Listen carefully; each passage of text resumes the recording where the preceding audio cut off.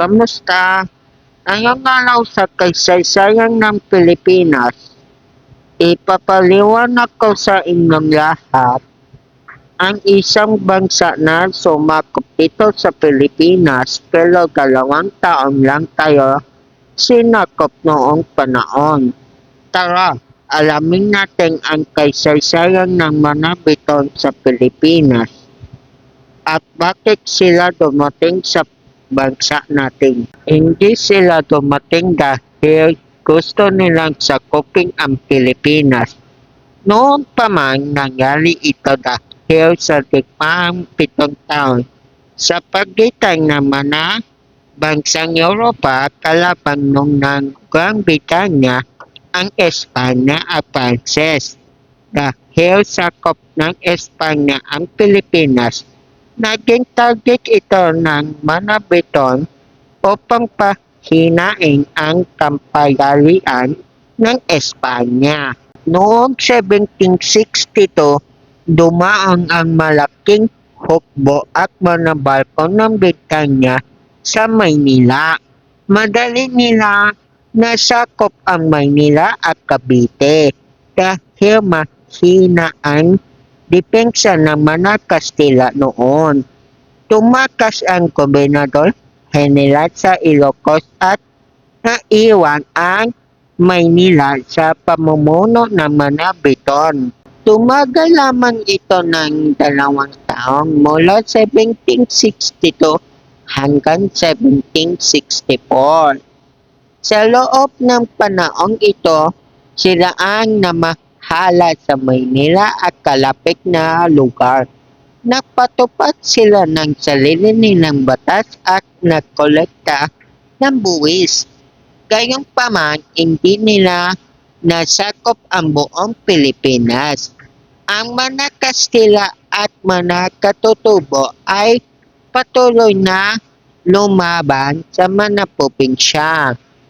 Hindi sila masyado tinanggap ng mga tao at nagkaroon ng gulo at pagnanakaw sa loob ng Maynila.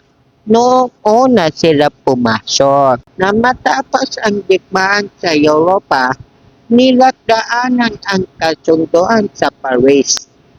Isa sa mga napagkasunduan ay ibalik ng Britanya ang Maynila at Pilipinas sa Espanya, kapalit ng ibang teritoryo sa Amerika. Kaya noong 1764, umalis sila at bumalik muli ang pamamahala ng mga Kastila. Bago pa man makatapat si Magellan o Legazpi sa ating baybayin, mayroon na maunglat na pamumuhay at sibilisasyon dito. Ito ang tinutukoy mong makasaysayang impormasyon bago dumating ang mga Kastila. Totoo ito. Noong unang panahon bago pa man dumating ang mga Kastila sa Pilipinas, may maunlak na pamumuhay at sibilisasyon dito sa ating bansa noong panahon ng mga katutubong Pilipino.